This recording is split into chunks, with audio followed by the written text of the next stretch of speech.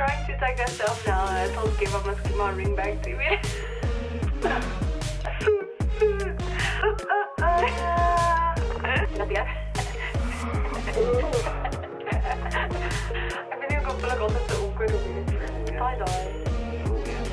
Hey guys, welcome back to our channel. I mean, my channel, our episodes. Welcome, our series. Welcome back to the invasion of me onto the channel.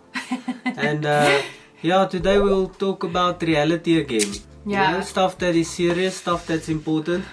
And yeah. Yeah, today we are going to get deep because I feel like the first episodes were fun. We were telling our love story and but today we're actually gonna talk about the deeper things that people usually don't chat about. So I think let's start with, obviously we were in our relationship for 3 or 4 years now, and everyone kept asking, so when are you guys getting engaged? So when are you asking her? So when are you getting married? You know, like that usual questions that everyone gets. I think we can't really complain about it because it's something that just happens, and everyone around us started getting engaged and that sort of thing. So was it a pressure thing, or was it? No. No, we were in love. Yeah, we were in love, and obviously. yeah. What's the drinks break? Water break? Yeah, if you want to. No, so obviously we were in love, otherwise it wouldn't even be a consideration, you know. Yeah. So as mentioned before, after 4 months I realized that she's the woman of my life and it's the person I want to spend my life with. And yeah, we got to a point where obviously outside pressure became a thing, where everyone asked, when you guys are gonna get engaged? When are you gonna get married? Yo, you guys are so long together already.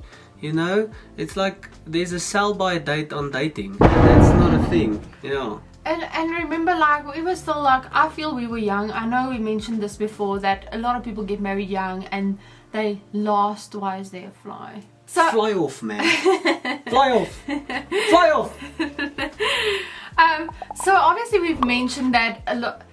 Remember that this is our testimony and this is our story, and we're not saying what we did is right or wrong, or it's the way that it's supposed to go. I know we keep on putting this disclaimer out there, but we just want to make sure that we don't offend anyone, because we just want to share our story and our thoughts. And what I wanted to say was, like, obviously we were still very young. Kev is 2 years older than me, and I was 21 when he proposed, which I feel is actually quite young, you know.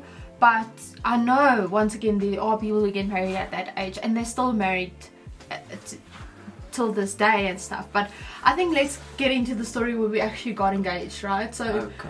We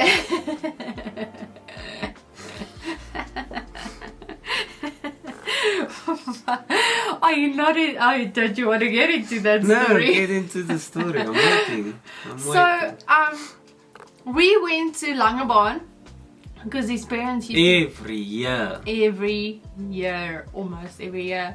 They've been camping there since beginning. Yeah, since I can remember. Same place every year, every December for 4 to 6 weeks.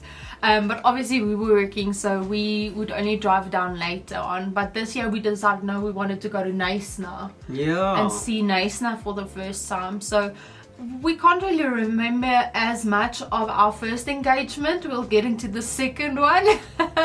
But it was still very special. It was still magical and amazing and whatever, because he took me on like this boat ride on Knysna to the heads, and we had lots of seafood and mussels and oysters yeah, and oyster for you English speaking and people. the fish was so tasty, the food was so good and so fresh, and we spent that day there. And then we realized, okay, we don't have a place to stay. I didn't plan that far ahead, and obviously I didn't realize that Knysna is gonna be that jam-packed. That place is full. Let me tell you, that place is full. And so apart from that, I was looking at places online to try and book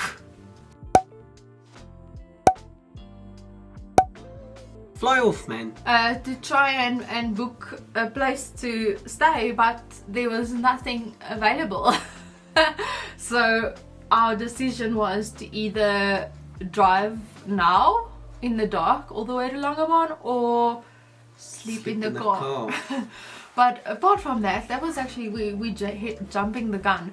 But it took me up to the Naisna heads, and you like looked at the lights and whatever, and so let me just rewind a bit and we go back to the boat ride. The first reason why we did the boat ride, I thought that would be the romantic thing to do, to ask her to marry me on this boat.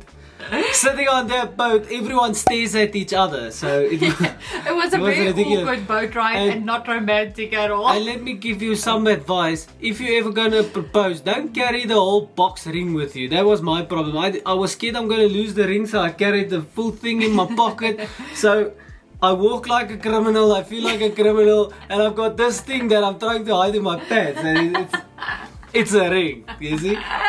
So I ended up never using the ring on the boat because I never felt comfortable asking her there. And then from there we still carried around there at the harbour, and then we went to the heads, huh? But yes. That was off. It was just after sunset. Just after sunset, just for like a little walk. Yeah. Yeah. And yeah, I don't remember much because it was so long ago, 9 years ago, and But I can tell you what, if you want to propose on the head. Oh, it's beautiful. It is beautiful. First or your second time? Both times would be great. Yeah. I was still obviously shocked. I didn't expect it because he never gave me any signs. We didn't really look at rings, like that sort of thing. So it was like a bit of a shock. And I remember he said something about like, I want to ask you something, or I can't even remember, but he gave this beautiful speech, you guys, while he was on his knees. He was like, you're the person I love, and I really want to spend the rest of my life with you, and you're so amazing, and I want to make you my wife, and like this whole beautiful speech. And I was like, I was shaking. I was like shaking. I still have the ring. Yeah. Yeah, we must I have try. the ring. You have it? Yeah. Is it in your closet? I have the ring. We'll show you guys in a minute. But that was our second engagement ring as well. Yeah. You know, so I used the same ring twice. So, I mean, that was the ring he gave me, and obviously we posted it on Facebook, and everyone was like, congrats. And we slept in that car that evening. We slept in the car, and the next morning we woke up and we drove to Longabon, and that's basically how we got engaged at that time. So long story short, obviously you go through that excitement stage of you're engaged now, ooh, fiance, like you keep on saying, my verloofde, and it's such a exciting thing and whatever, and you start planning the wedding. And then so this is where things started going a bit like hectic, right? Was, first of all, we didn't earn much as a couple. We were still like in the beginning stages of life and our, you know, careers and stuff, so we weren't earning much. So there was, first of all, the pressure of finances on a wedding, which I know is there with every wedding because I deal with so many brides, and that really is a problem if you're not fortunate enough to have both parents help out with the wedding and stuff. So first of all, for us, yes, so first of all, for us, the wedding did put pressure on our financial situation. At that stage, I just like no, I wasn't even living with you yet. No. I wasn't living with you yet. We were engaged when I started, but I was like, we were living together but in different houses. Yeah. And we were always together, his parents' but house. Yeah. Then they had a house in Germiston which we lived at before we moved here last year. So we've been in that house for years. But apart from that, we weren't living together yet or anything like that. And there were so many other things that happened, but also out of respect for other people and stuff, we don't want to talk about those stories and stuff, because this is really our story. And with everything that happened in our life, I came to a stage where I was feeling like I wasn't ready to get married, and he obviously didn't know that. I didn't enjoy planning a wedding. It was very stressful for me. I didn't enjoy it at all. I was excited about it in the beginning, but later on I started realizing I really hate this. Everything is so much money, there's so much drama involved, there's just too much, and I cannot deal with it, and I'm not ready for this.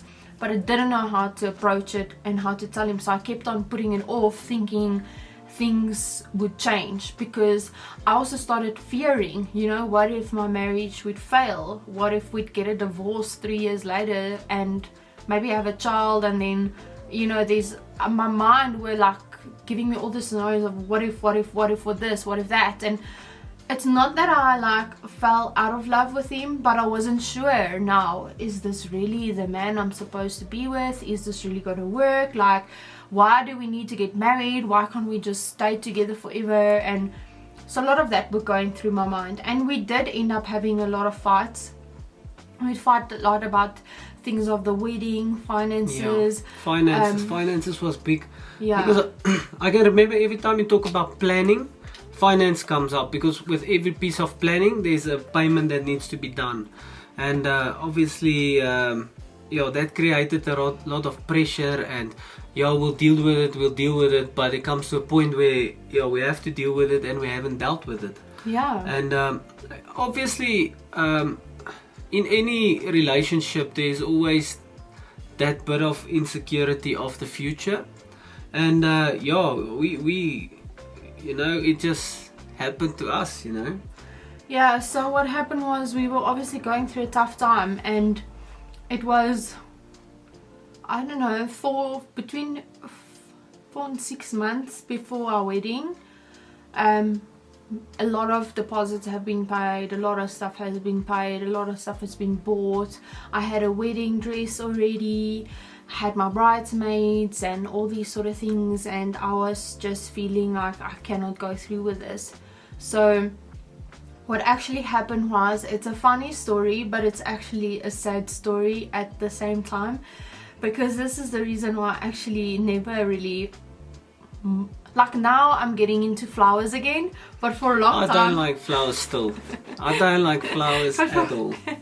For a long time I was like, please don't buy me flowers, because this is the memory that I have attached to flowers. So we went to gym, and basically when we went to gym, like, we would go to gym together, but we gym separately, and the gym was quite full and busy, so we wouldn't really see each other unless you really look for one another. But obviously we were doing our own things, and then we meet up at the end, and then we're done gymming. So without me knowing, that specific day he went to Pick n Pay, and he bought like this beautiful bush or bouquet. Bush is like an ugly word. Bouquet of flowers, of roses. I didn't buy the whole strelitzia. I bought pieces of it with other flowers. Roses. I can't remember. I'm just putting. It's not a bush. It's a bouquet. It's not a bush. It's not like I went to the nursery and bought it. I went to the Pick n Pay or the flower store. Okay, we get it. So I didn't go to the nursery. I went to the Pick n Pay and I bought a bouquet of flowers.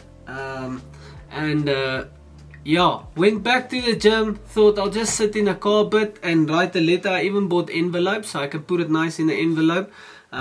Didn't buy post seals or anything like that. Just an envelope. Wrote a nice letter, poured out my whole heart of how this is a tough time that we're going through, but I know if we push through now, we will go through forever.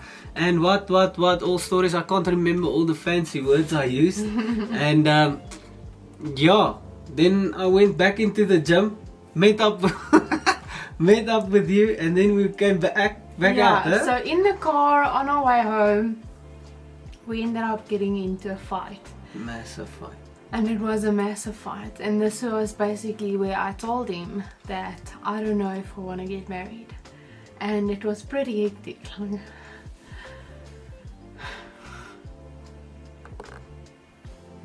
Yeah, it was wild. It was rough. So we fought from the gym to our house in Germiston. I'm sorry, I didn't think I would get emotional, but just thinking about it, it was really like a tough time in our relationship. And it was hard and it was painful. And we ended up breaking up in the car. We were like, he was like, well, if we're not getting married, then why should we be together? Why should we even be together? And I was like, but don't you want to wait? And like we had like a very big fight, an ugly fight, and we broke up in the car. So when we got home, which was now obviously our house, because while we were engaged I ended up moving in with him.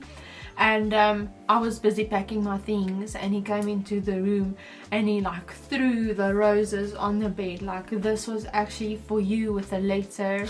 And obviously I felt like shit because, you know, you just like told him you don't want to get married to him, and when I read the letter my heart just broke. Because hoekom heilig? Ons is nou getroud. Hoekom heilig? Ek weet nie hoekom alleen. Yeah, obviously, yeah, it was rough. We had our challenges, and we let some challenges get the better of us. So at that time, yeah. Yeah, I felt really bad because obviously in this letter he was explaining how, like he said, he poured out his heart, and he said like, we will get through this. We just have to stay strong. We just have to believe in one another. We just have to stick together. We can do this. We can make up our own story when it comes to marriage. Like all these sort of things that was so so special, but I kind of just f***ed up. There's like no better word for it. So anyways, I ended up moving out, and I gave him the ring back, and we broke up. We seriously broke up, and both of us went on like crazy journeys. Like Yo, I went on a tooling spree. Weekends, in the weeks, you know. And we're talking to each other, but we're constantly fighting, like being so ugly with each other. Like we don't want anything to do with each other, and then he's nice, and then I'm rude, and I'm nice, and then he's rude, and then eventually we started not speaking to each other, but you would see each other on social media. And remember when you posted about your girlfriend Esty? Yeah, that was brilliant, eh? No, it wasn't. That was brilliant. It broke my heart. So one of my dream cars was always a Focus, you know, and ST. ST. And in that time I bought myself a Focus ST, and I called her my new girlfriend, because obviously I didn't have a girlfriend, I didn't have nothing. So I knew when I put it on social media that I have this new girl, ST, she would freak out. She will freak out, and that's what I did. And I did. I was so angry, but I didn't question him hey, about but it. that was a nice girl, though. Car-wise. I saw that status and I was like broken, furious, angry, everything. And then I started seeing someone else, and just like he started seeing other people, and we were just like in this, like if you think back about it, it's really stupid what we did. But also I feel like a lot of people would ask, oh, do you regret it? And I kind of don't want to say like I regret anything I did, because all of that brought us to where we are today. But I do regret not doing some things, you know, like not talking to him earlier before we actually got to that point, or not saying what was on my heart or whatever. But you know, this was our journey, and this is how we ended up still lucky till this point. We can stand at a place where we can say it had to happen, because in that happened, we grew stronger and we grew better. So yeah, in that point, obviously if I looked at that from that time, I would say, why did this ever happen? But now I know it had to happen. It made us stronger in so many areas of our lives. And while I wasn't with him, I couldn't have a conversation with him without it getting ugly. So I ended up taking a pen and paper, and I would write down these letters for him. Like every day when I felt like something heavy on my heart, I would write it down like I'm speaking to him and telling him how much I missed him, and you know, how I just wanted things to work, and fears that I was coping with. I know at that time, my parents actually don't even know about this, but I had like there was a time where the doctor told me she thought that I had a miscarriage, but it wasn't a miscarriage. But what happened was, like, I had a lot of blood in my like wee, which I know is really gross, but it was so bad that I went to the doctor. I had to go from work to the doctor, and the doctor sent me to the hospital, and I had to go through like this whole thing, and eventually it got sorted out and it wasn't a miscarriage or whatever. But in that moment I was overcome with so much fear because I didn't know what happened, and I would put that all in these letters that I wrote to him, but I never gave it to him in that time that we weren't together. So it was a nice way for me to kind of deal with the pain and the heartbreak and everything. But especially when that thing happened, it made me realize how much I actually missed him and wanted to be with him. And yeah, we have spoken about this before. We had sex before marriage and everything, and we'll get to the part where we got saved Sorry, later. Ma. Sorry, Pa. Later in our you know, we'll talk about when we got saved and how we changed things, and that sort of thing will be in a different episode. But we did want to end this episode off on a good tune, so we decided to also tell you about how we ended up getting back together instead of just ending this on a sad note, you know. So what happened was, okay, so we just broke up, and then a few days or a week or something later, the wedding venue burned down. You guys, where we would have gotten married, it burned down. I mean, we obviously lost our deposits and everything. I think it was at least a few weeks. I can't remember if it was just a week or so. I was like, if this is not a sign, then I don't know what is. Yeah, it was like really obviously. But it was quite a shock. This wedding wouldn't have happened in any case, or we had to shift it or whatever. I mean, what's the chance that something will burn down your wedding venue? So what happened is we lost our deposits, we lost everything. We lost everything. So obviously we're on this jawling thing. I'm jawling, he's jawling, we both jawling, we both drinking, we both freaking out, we both doing crazy things. And this one specific day, we both got new cars, so that's we both neat, got new cars. And then what happened was, I got a little Ford Fiesta. So he got a Ford ST, I got a Ford Fiesta, both black cars, and we didn't even know it. How crazy. Anyways, I worked at the same place that his mom worked at, and one day he would come and visit his mom quite often, or drop off something, or get lunch or something like that. Little and this specific day he was behind me or in front of me going out to the booms, and I obviously thought that he wouldn't know that it's me because I'm in a new car, and I used to drive a yellow Volkswagen Beetle. And so I was in this Ford Fiesta and I was driving, but when I saw him I think he was behind me because I saw him in my rearview mirror, my heart started pounding. Like, I was like, you know, because it was the first time I had seen him since, you know, we broke up basically. Yeah, it was how many months? 2 months, 4 months? 2 months. 2 months, I think, I'm not sure. But my heart started racing, and I started realizing, like, I actually still really love this guy, but I ignored him. And then what happened was, he was like, I'm not letting her get away with this. So he obviously knew I was, and he like was driving next to me, hooting at me to like hello, hi, boo boo, hello. And I was just like driving, and eventually I looked and I was just like but I was like, my heart was racing. And then he sent me a message on WhatsApp, and he was like, congratulations on your new car. And that is kind of where we started chatting again like normal human beings, without like being rude, having fights, but also no flirting involved. Like, we were just having normal conversations, and it was actually quite nice. So what happened this not long after we started chatting, it was Vrydag? No. Yeah. I don't know, some sort of... It was on Friday. I remember super good. It was on the 24th of September, Friday, Heritage Day. You remember? I can remember that day, like, yeah, obviously I got the paperwork to prove it. Oh my gosh, because you were very drunk, I was very drunk. So let's just tell the story. I mean, obviously it's not something we brag about. We saved now, and that's something we're proud about. But this is a part of our story, so we'd be honest. We'd share. We're not perfect people, and we'll share that. And I was very lonely. My sister did her own thing. She had started dating her now husband, so they were doing their own thing. My mom and dad went out, and I was alone at home, and I was so sad. I was alone.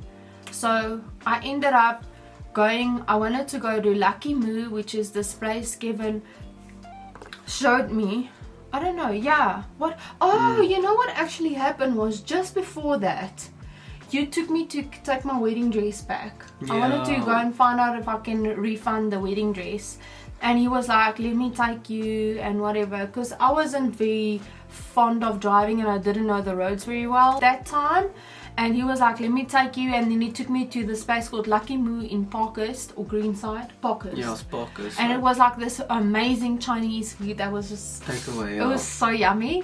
And you get it in like the little cute Chinese takeaway boxes, and everything is like so cute and Chinese, and it was amazing.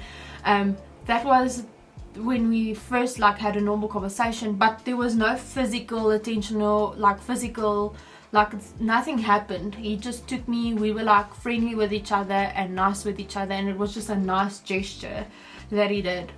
So basically on this Friday I wanted to go to that place because I thought, you know, let me just go there.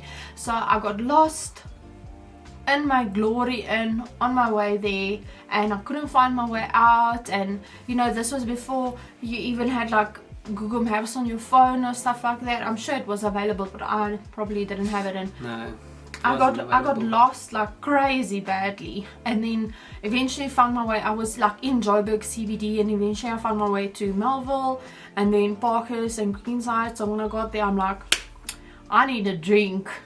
So I went to Topo Gigio's in Greenside, and one drink became two, and two drinks became three, and then a shooter, and then a this, and then a that. And next thing I knew, I was like drunk out of my mind, sitting there all alone, looking like a weirdo, drinking on my own. And I knew that I couldn't get out of this because I'm so drunk I can't even stand up. And that's when I tried to get hold of him. Yeah, so obviously I was also, it's braai day, so we had a braai with mates and all that, and we were actually just guys at the braai. And we decided we're going to leave all our phones in the car or something like that, so nobody could get hold of us, to be quite honest. And then one of my mates' girlfriend at that time, she came to the venue to tell me, listen, Marlie's phone in distress and she's really concerned. And drunk. Well, she's lekker gekuier and I'm concerned, so I think you need to go get her. My parents would have killed me. Like, I was drinking scallum, right? So my parents would have killed me, and this is where the problem was. So yeah, came to my rescue. For some reason I didn't think twice. I got in my car and I left. Obviously I phoned her, asked her where she is. She said she's in Greenside side, and yeah, she's not 100% certain where she is. That was what it was. But obviously we went to that Topo Gigio's before also. No, you told me about it. Oh, I told you about the place. Yeah, I went there because their pizza is... But then Kev got there, and I mean, I was like really drunk, so I can remember bits and pieces. But Kev got there, and we went to another restaurant because he was saying, I remember him saying that, because I was asking why we're going to another restaurant, and he was saying, everyone's looking at you, like, let's just get out of here before I murder someone.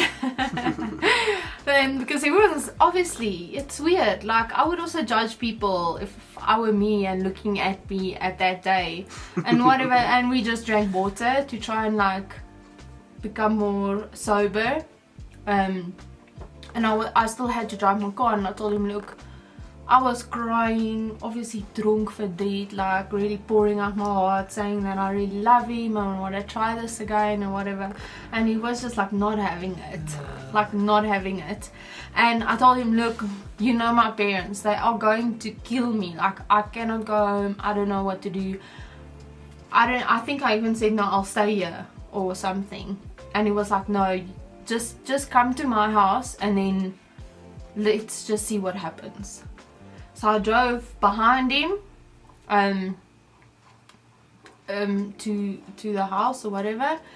And yeah, I drove a few, what's it, a kilo or whatever in front, so that obviously if I get cops or anything like that, I would let her know to back off, because I was sober, but I wasn't like 100% sober. yeah, so it was just like precaution. It's not, we're not endorsing anything like that. No. It's like, you know, it was actually ridiculous, but at that time you didn't have Uber yet. And let me tell you, that was the craziest experience of my life. But that day I realized I never ever want to have alcohol and drink, because it's just like, it's crazy how you don't feel scared. You feel like nothing's gonna happen. You don't fear anything, and that was just crazy. But anyway, so went to his house, which was our house, and we stayed there, and I saw Ivan, which I was really excited about. Played with him a little bit or whatever, and then Kev started making the bed for two, and I was like,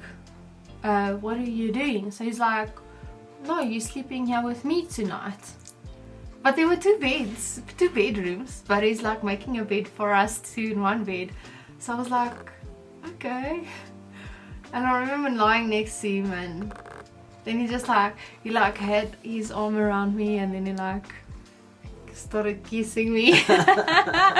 And it was so strange how like all the feelings you had, like I had butterflies again, and I had like fireworks, and it was just like, I was so happy in that moment. Obviously by then I was sober, but I still reeked of alcohol. So he was like, he's not gonna let me go home like that. And I phoned my mom and told them, no, so now I'm staying the night with Kevin. They were so happy about it, which is weird because we broke up, so they didn't really understand, but they were so happy that, like, they loved him. Even when we were broken up, they still loved him. And that was the night we kind of just started, you know, rekindling our love again. Yeah. And let me tell you, it was a tough few weeks after that, because we had to obviously deal with all the rumors that were going around about him, all the rumors that were going around about me, all the stuff that I apparently said and that he apparently said. And I had to, like, he had to sit down with my parents, have a chat with them. I had to sit down with his mom. I remember me and his mom went out for coffee, and we had a chat about everything, just to try and clear the air so we can start off a clean slate. Is that the right word? Again. And it was tough, it was hard, because now we were kind of back together, but people around us were trying to break us up in that moment. But I was just so happy that we like got back together again, and we went through a really tough time. But this time I said, you better my nie front te trou nie. What did I do? Stay tuned. Stay tuned.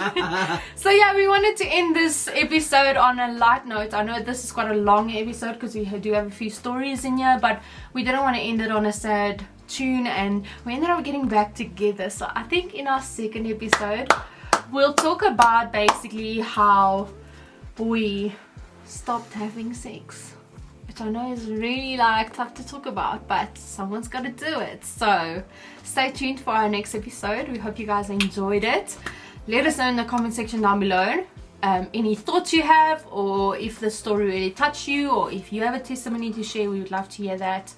But yeah, until next time, stay sweet. Okay.